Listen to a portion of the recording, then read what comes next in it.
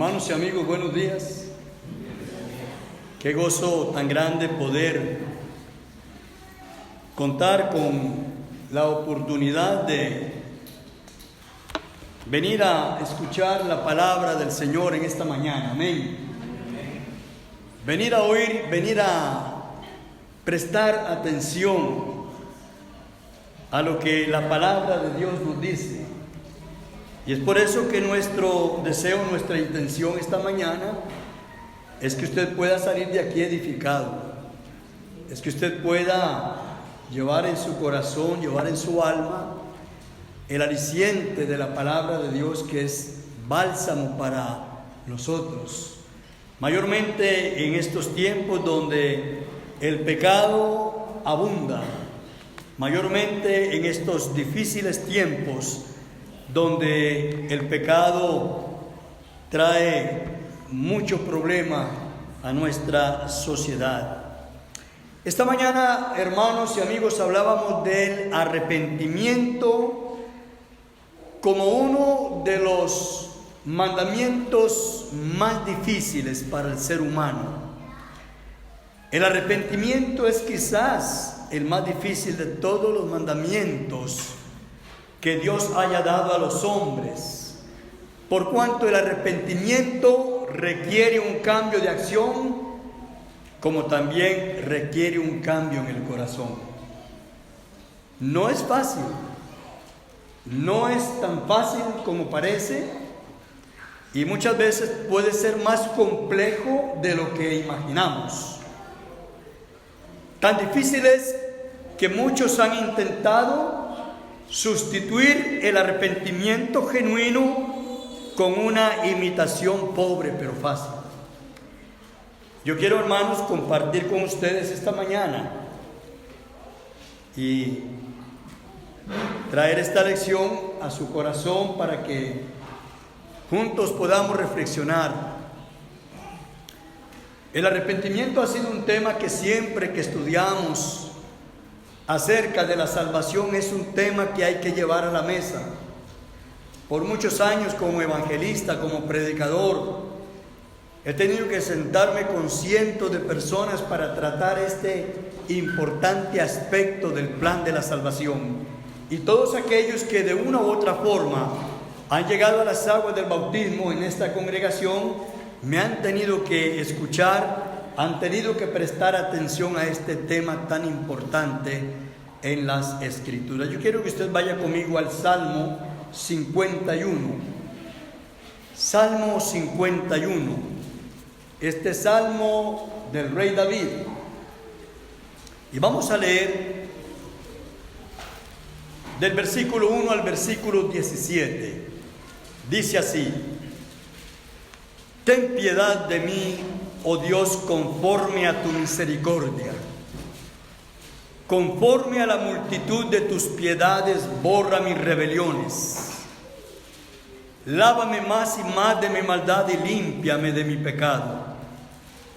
Porque yo reconozco mis rebeliones y mi pecado está siempre delante de mí.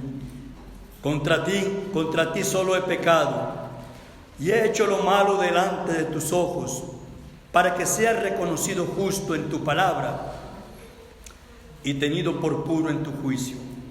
He aquí, en maldad he sido formado y en pecado me concibió mi madre. He aquí, tú amas la verdad en lo íntimo y en lo secreto me has hecho comprender sabiduría. Purifícame con hisopo y seré limpio. Lávame y seré más blanco que la nieve. Hazme oír gozo y alegría, y se recrearán los huesos que has abatido. Esconde tu rostro de mis pecados y borra todas mis maldades. Crea en mí, oh Dios, un corazón limpio, y renueva un espíritu recto dentro de mí. No me eches de delante de ti, no quites de mí tu Santo Espíritu. Vuélveme el gozo de tu salvación, y espíritu noble me sustente. Entonces enseñaré a los transgresores tus caminos, y los pecadores se convertirán a ti.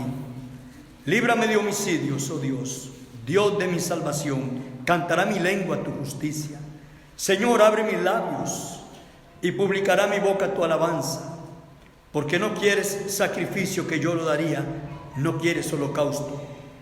Los sacrificios de Dios son el espíritu quebrantado, al corazón contrito y humillado no despreciarás tú, oh Dios.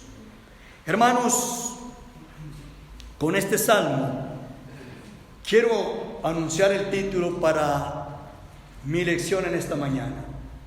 La he titulado Dejando el pecado. Dejando el pecado. Es una de las cosas que de manera clara nos muestra esta plegaria, este ruego del rey David, después que él se arrepiente de un pecado grave, cometido no solamente contra Dios, porque según el contexto de este salmo, el pecado del rey David trascendió, llegó a terminar con la vida también de un hombre excelente, siendo el esposo de la mujer con la cual él había pecado, Urías, un heteo, dice la Biblia. Y es más adelante cuando entonces, después de ese pecado, también nace un hijo que lamentablemente muere, producto de esa infidelidad, producto de esa traición, producto de ese pecado. Y es así como este gran siervo de Dios se sumerge en el pecado, ocultándolo, cubriéndolo, de tal manera que él pensó que nunca su pecado sería descubierto, hasta que llega allá en el segundo libro de Samuel, en el capítulo 12, el profeta Natán, y enviado por Dios confronta a este hombre, haciéndole ver que este pecado le traería a él condenación. ¿Cómo podemos dejar el pecado? Hermanos, en primer lugar, para dejar el pecado, lo que tenemos que hacer es ser honestos con nosotros mismos. Honestos. A veces usamos de eufemismos para salvar nuestra conciencia. Un eufemismo, por ejemplo, son muchas veces aquellas palabras suaves que sustituyen o vienen a sustituir la realidad de lo que hacemos, ¿verdad? Por ejemplo, la gente hoy día dice: bueno, pero es que yo vivo en unión libre. La gente no dice: es que soy un fornicario, ¿verdad que no? Es un término, nos parece muy despectivo. Por ahí me recordé una hermana también, algo que olvidé yo en la clase. Hoy en día se habla mucho de marinovios, ¿verdad?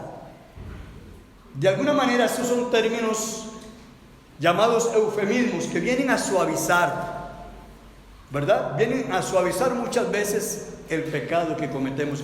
Hay gente que dice: bueno, pues que de ahí uno comete errores. No, un error es una cosa y un pecado es otra cosa. Amén. Entonces tenemos que ver las cosas tal y como son. Tenemos que ser honestos. O estoy cometiendo un error o estoy cometiendo un pecado. O estoy en el error o estoy en el pecado, ¿verdad? Porque como seres humanos, dentro de esta morada terrenal, cometemos errores todos los días. Y yo tengo que comprender a mis hermanos, y mis hermanos deberían comprenderme a mí, que como persona estoy también sujeto a errores. La Biblia dice claramente de hombres como Elías, dice: era un hombre sujeto a pasiones como las nuestras, ¿verdad?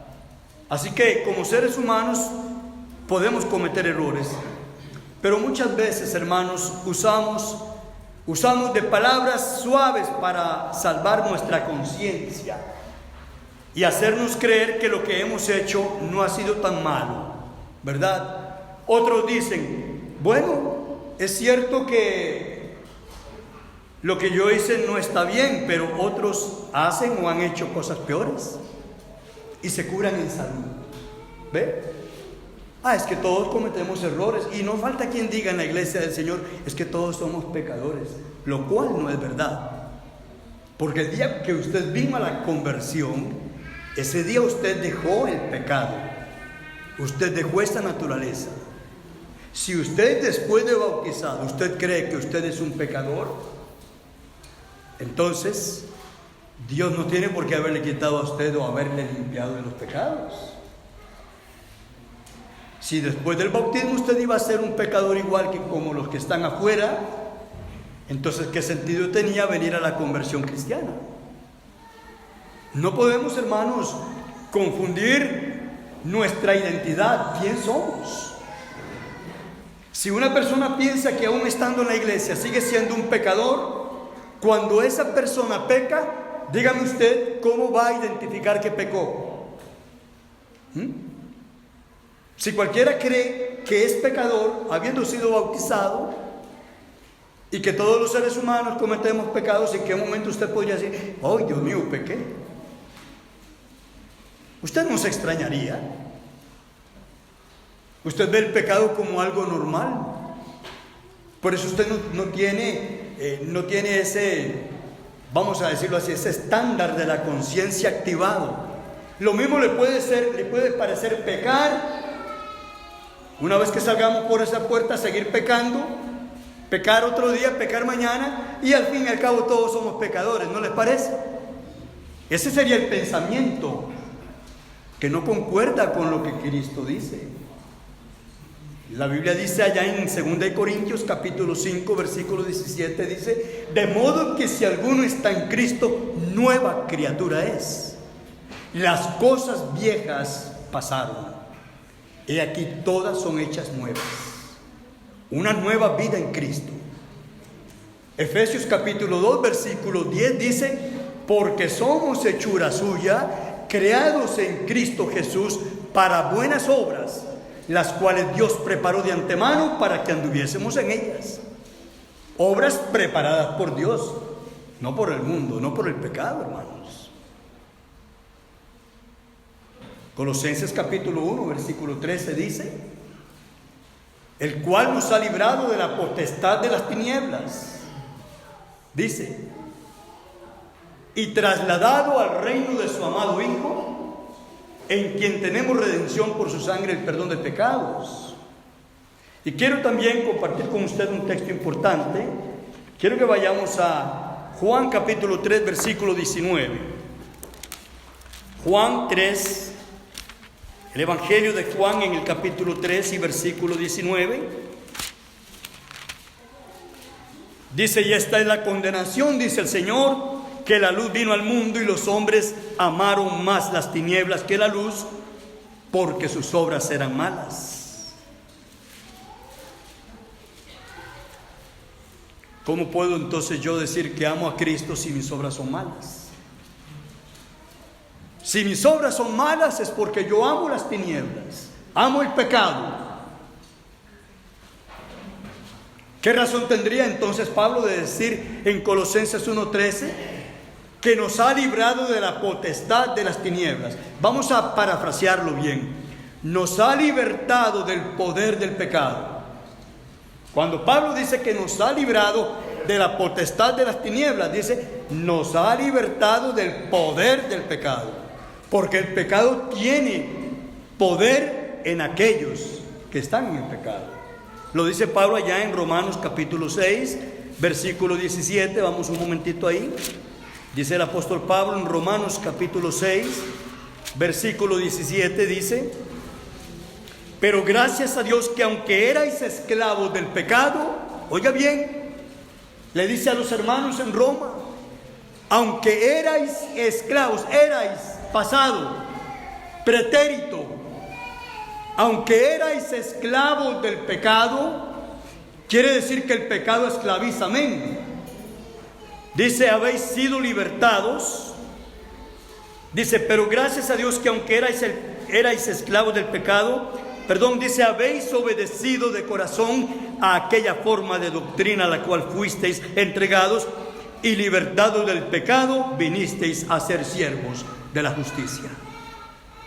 Los hermanos en Roma, en el pasado eran pecadores, vinieron a ser libertados del pecado, ahora son siervos de la justicia.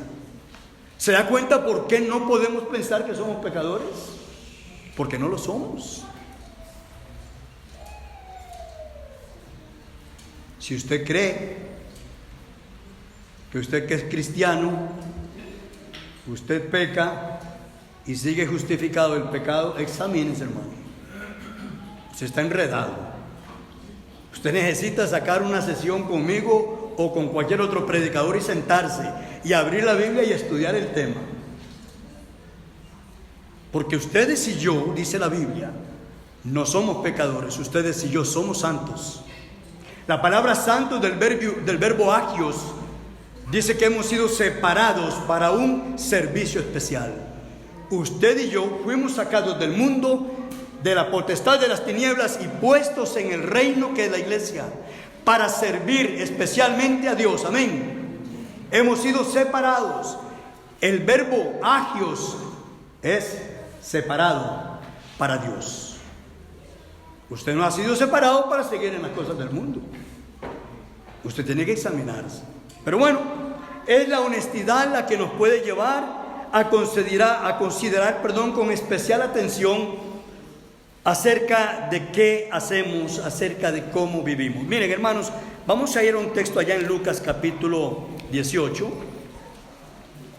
Vamos a analizar un poquito estos dos hombres que suben a orar al templo.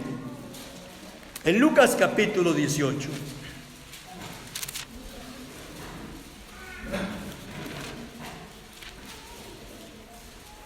Versículo 10 dice que dos hombres subieron al templo a orar. Uno era fariseo y el otro publicano.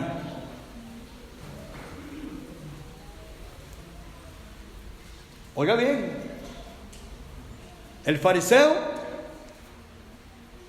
era un hombre de una de las religiones más prominentes de la época, legalista, un hombre fundamentalista, era radical, que hacía que se exigiera la ley, el tiempo del ojo por ojo y diente por diente, donde no había justicia, no había misericordia, no había nada. Estas personas eran leguleyos tremendos, injustos. Cristo habló mucho en contra de ellos. Y dice aquí en el versículo 10, dos hombres subieron al templo a orar, uno era fariseo, dice, y el otro era publicano.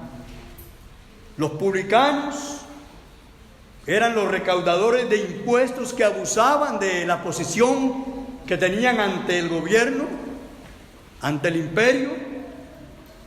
Normalmente un publicano era un recolector de impuestos que, cuando encontraba que alguien tenía que pagar los tributos y no los tenía al alcance, del mismo dinero que recogía le hacía un préstamo y entonces él se ganaba los intereses y llegaba a ser un hombre rico, un ladrón, ¿verdad? Y dice el versículo 11, el fariseo puesto en pie oraba consigo mismo de esta manera: Dios, te doy gracias porque no soy como los otros hombres, ladrones, injustos, adúlteros, ni aún como este publicano. Qué clase de oración, ¿verdad, hermanos?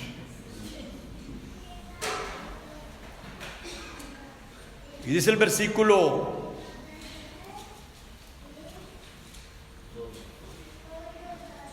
12 dice: ayuno 2 veces a la semana, doy diezmos de todo lo que gano. Mas el publicano, estando lejos, no quería ni aún alzar los ojos al cielo, sino que se golpeaba el pecho diciendo: Dios, sé propicio a mí, pecador.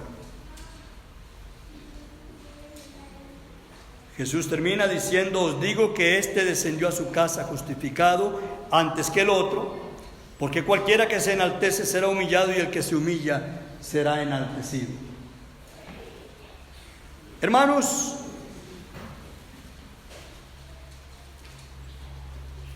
cuando nosotros no somos honestos ante Dios, podríamos caer en la primera categoría que vemos ahí. podríamos empezar a ver el pecado de los demás más grande que el mío. Y por eso es que muchas veces a nosotros nos cuesta pararnos y decir: hermanos, aquí estoy. Porque aquí nunca se ha visto a alguien que venga aquí adelante, pero yo sí lo he visto en mi vida cristiana. Un hermano que de repente pasa adelante y dice: hermanos, les quiero pedir perdón, he pecado contra Dios y he pecado contra ustedes. Cuesta.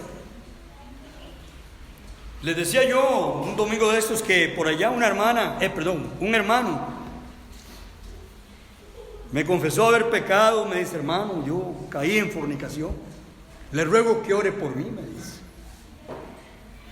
Y bueno, por allá en una esquinita oré con él, hermano. Le digo: siga luchando. Le digo: ¿y con quién caíste? Sí, con una hermana de aquí mismo. Pasó el tiempo, pasaron años, hermano, ya. Y la mujer nunca vino a decir: hermano, yo quiero que ore por mí porque caí en esto y esto. No es que me lo tiene que decir. Yo no le confieso los pecados a nadie. Nosotros no practicamos la confesión auricular, ni mucho menos. Nadie tiene que venirme a decir los pecados. Pero sí le digo una cosa, hermano: si usted y yo somos honestos, cuando hemos pecado, lo menos que nos puede importar es la gente. Lo que nos importaría en ese momento es continuar en el camino de la salvación. Amén. Y si tenemos que pasar adelante a pedir perdón, vamos a pedir perdón. Pero es la única forma como nosotros podemos manejar este problema, hermanos. Lo que pasa es que estamos tan acostumbrados a llamar al pecado errores, debilidades, deslices. Tuve un desliz, tuve una falla. Le ponemos cofá, le ponemos cepol al pecado, y por esa razón no nos asinceramos con lo que está pasando. Cuando usted lee el Salmo 51, usted puede ver que David admite su pecado. Y cuando leemos del versículo 1 al versículo 4, hermanos, en esos 4 versículos, David admite su pecado al menos 6 veces. En el versículo 1 dice él: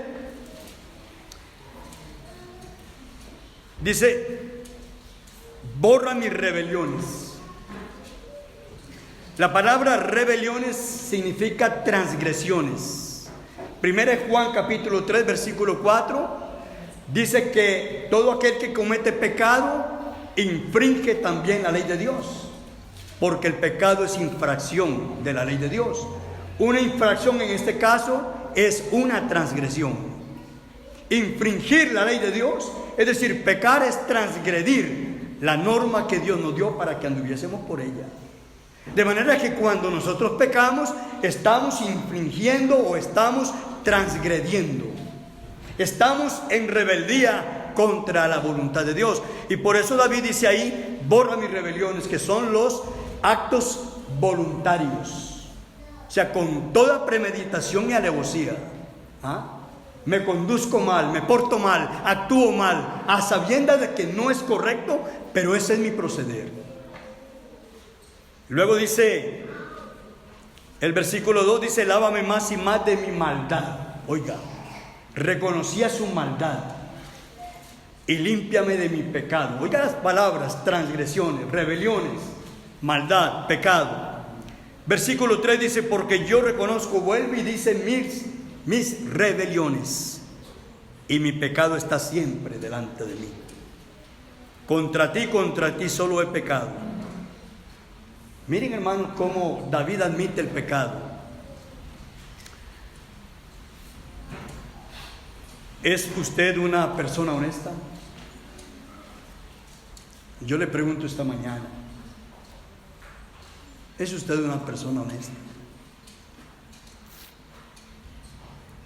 En segundo lugar, para dejar el pecado debemos reconocer que hemos pecado, aunque esto pareciera una redundancia.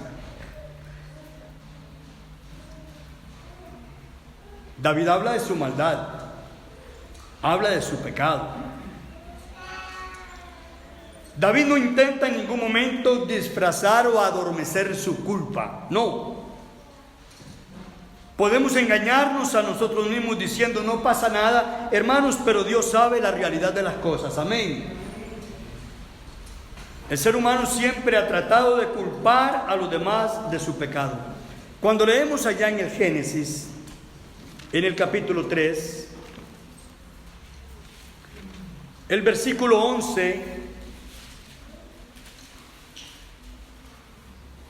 viene aquí una interrogación de parte de Dios para aquella pareja, Adán y Eva, a quienes Él les había dado una restricción allá en el capítulo 2, versículo 15 y 16.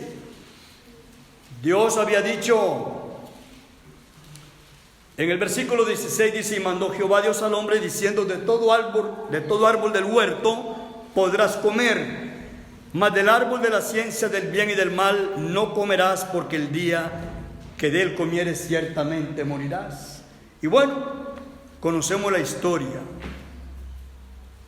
Sabemos que la mujer comió y dio a su marido. Pero cuando viene Dios a interrogarles, dice el versículo 11: y Dios le dijo: ¿quién te enseñó que estabas desnudo? ¿Has comido del árbol de que yo te mandé no comieses? Y el hombre respondió: la mujer que me diste por compañera me dio del árbol y yo comí. Entonces Jehová Dios dijo a la mujer: ¿qué es lo que has hecho? Y dijo la mujer: la serpiente me engañó y comí. Y así fue como empezaron a pasarse la culpa unos a otros. El hombre le echa su culpa a la mujer se la echa a la serpiente. Y bueno, hasta el día de hoy sigue siendo lo mismo. Vean, hermanos, quiero que vaya conmigo por un momento a Éxodo capítulo 32. Cuando Dios llama a Moisés, en el libro de Éxodo, es el segundo libro de la Biblia, en el capítulo 32 de Éxodo, Dios llama a Moisés para que suba al monte Sinaí. Le va a entregar las leyes suyas para el pueblo de Israel. Se las va a dar en unas tablas, ¿verdad?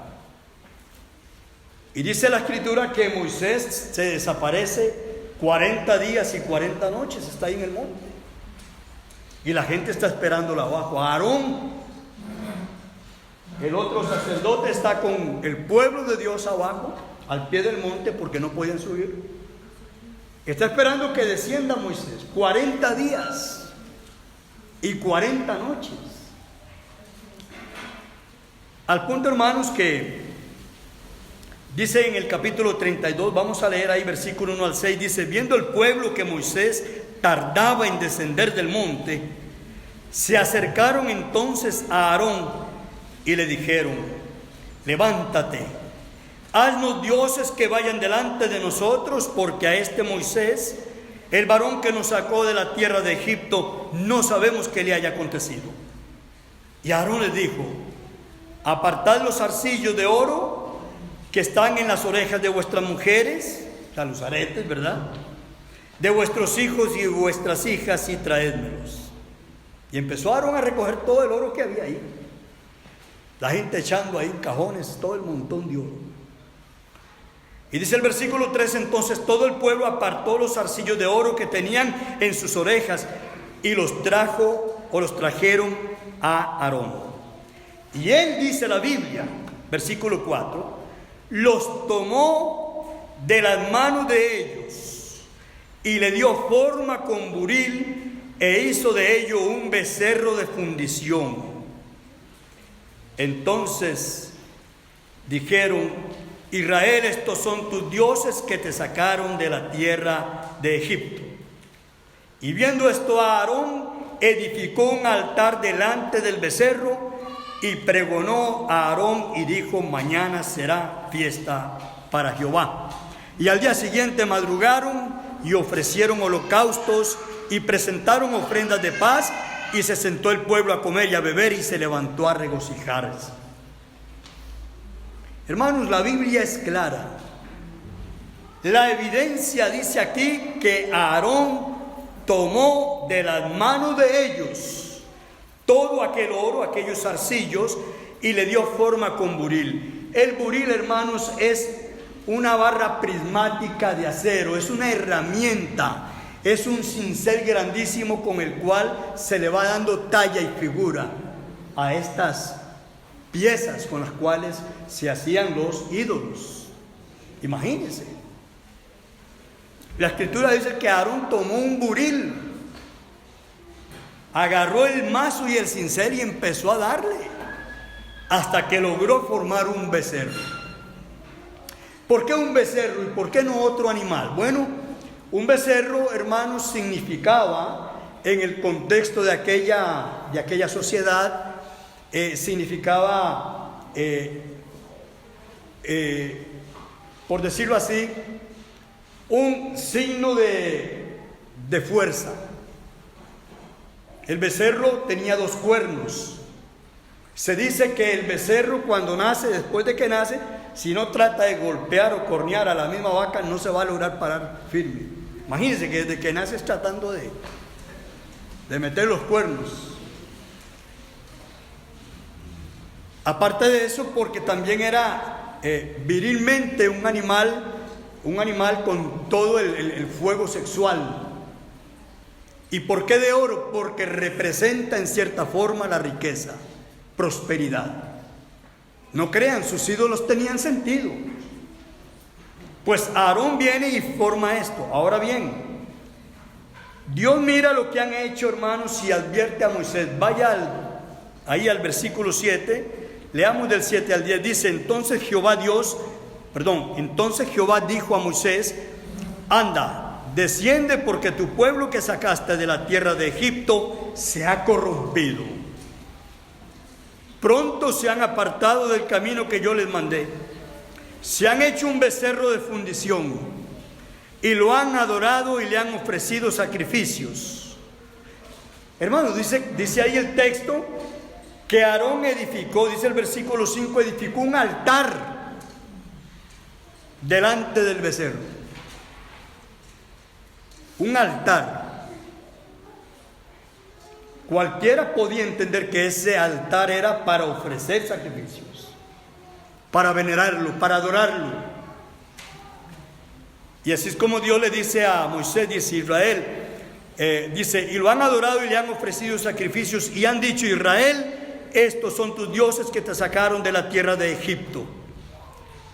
Dijo más Jehová a Moisés: yo he visto a este pueblo, que por cierto es pueblo de dura cerviz. Ahora pues déjame que se encienda mi ira en ellos y los consuma, y de ti yo haré una nación grande, le dice a Moisés. Hermanos, y la cosa se pone brava. Vemos entonces que Moisés sube al monte, Aarón fabrica un ídolo, Dios se da cuenta de esto, advierte a Moisés. Hermanos, pero miremos la forma como suaviza Aarón esto. Cuando usted lee desde el versículo 19, cuando Moisés viene y le pide cuentas a Aarón, mire cómo responde Aarón. Dice: y aconteció que cuando él llegó al campamento, versículo 19 del capítulo 32, dice: y vio el becerro y las danzas, ardió la ira de Moisés, y arrojó las tablas de sus manos y las quebró al pie del monte.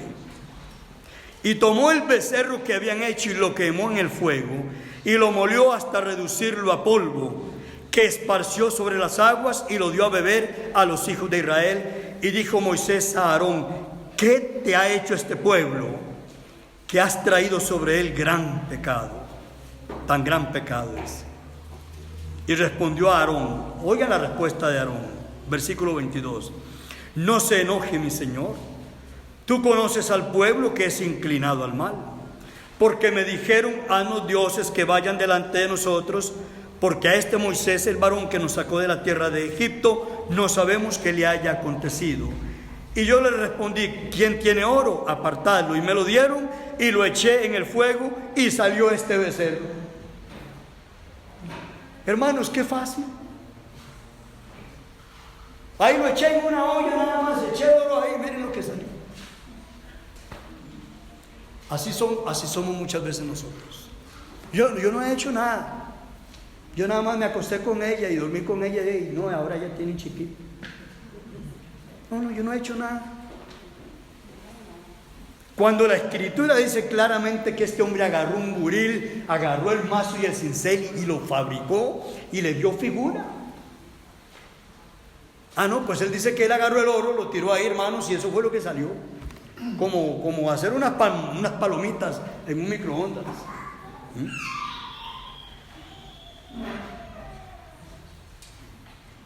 No se puede dejar el pecado si nosotros no reconocemos que hemos pecado.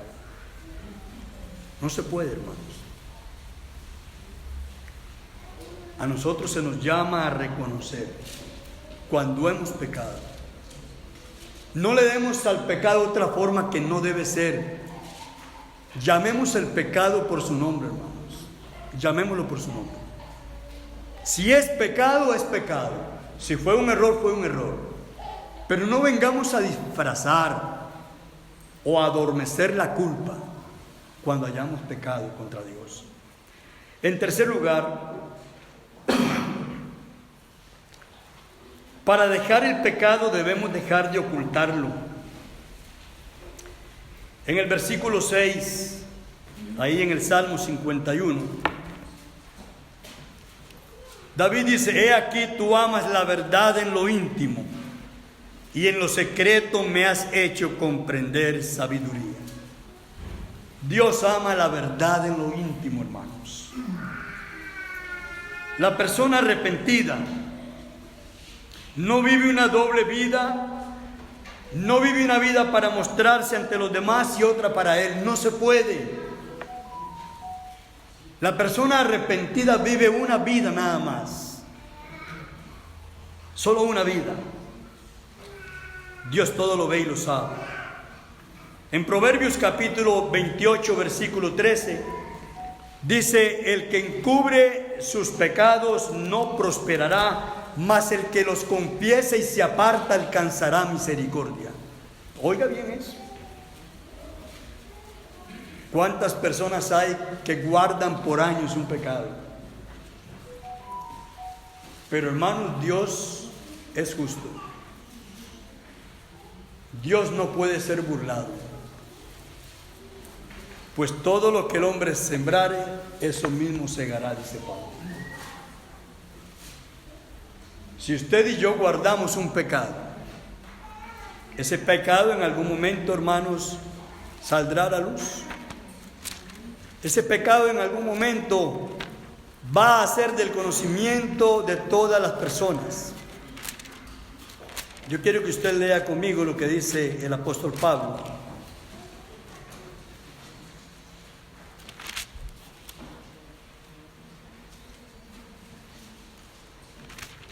Allá en las cartas a Timoteo.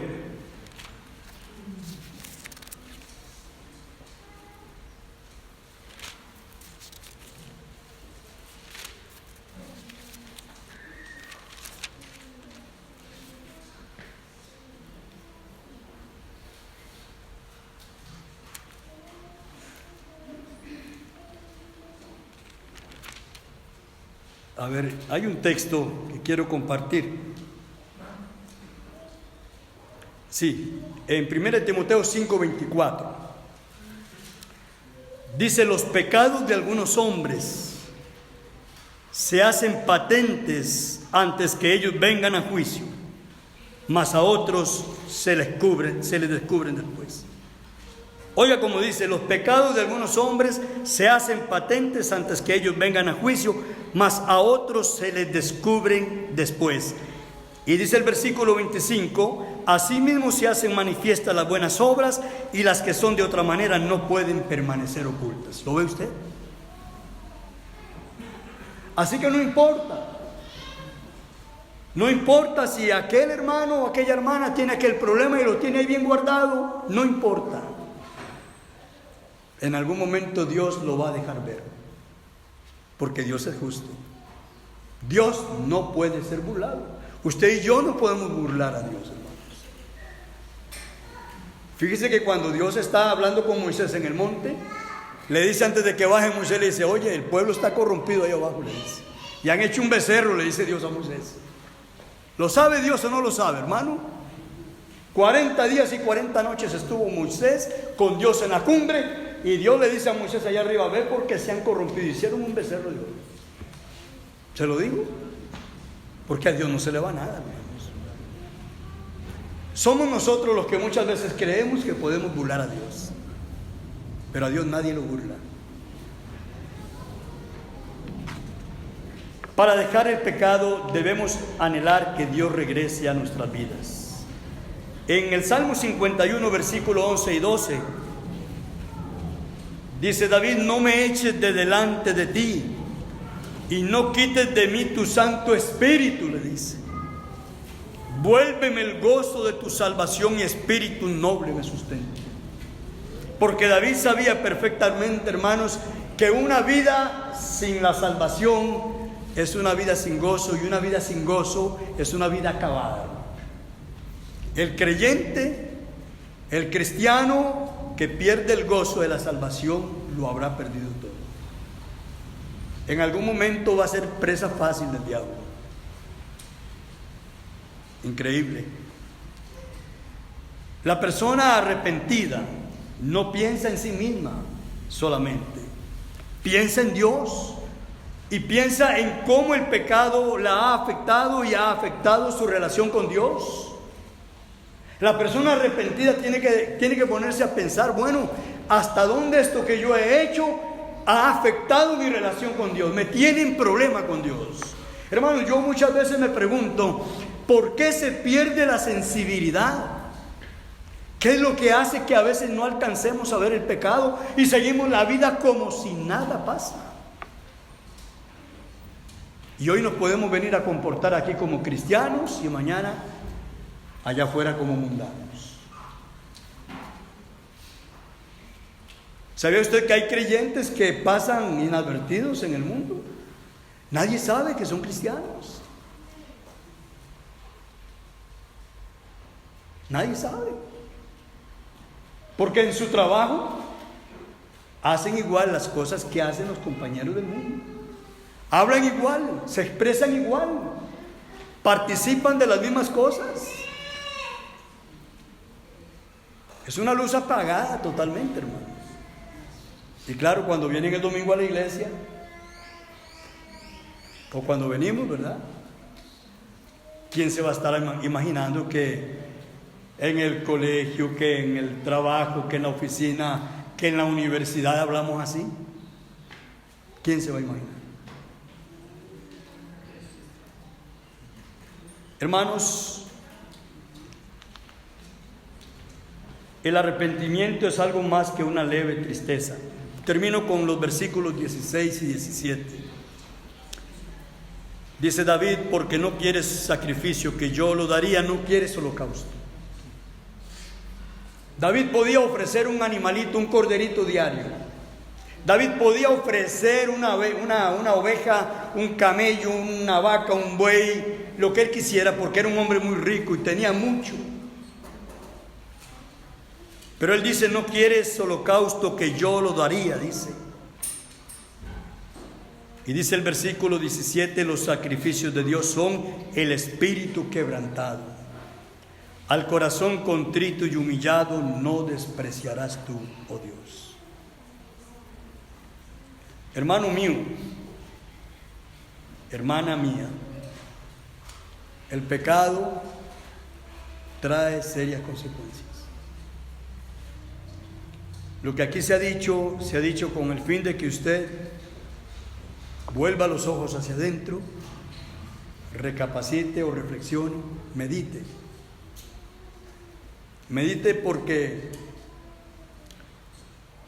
la Biblia deja ver claramente que Satanás, como león rugiente, dice, anda alrededor buscando a quien devorar. Y no hay nada más efectivo para un león que una presa descuidada. Si usted como cristiano o cristiana está viviendo el cristianismo descuidadamente, inadvertidamente y no se está dando cuenta de que posiblemente ya su relación con Dios ha sido afectada, es hora de que usted piense, de que usted medite. Porque un cristiano distraído, un cristiano que no medita, un cristiano que no reflexiona, puede ser una presa fácil para el diablo. Vamos a ponernos de pie esta mañana, vamos a cantar un himno de invitación y esperando que usted también ponga en su corazón lo que se ha escuchado esta mañana.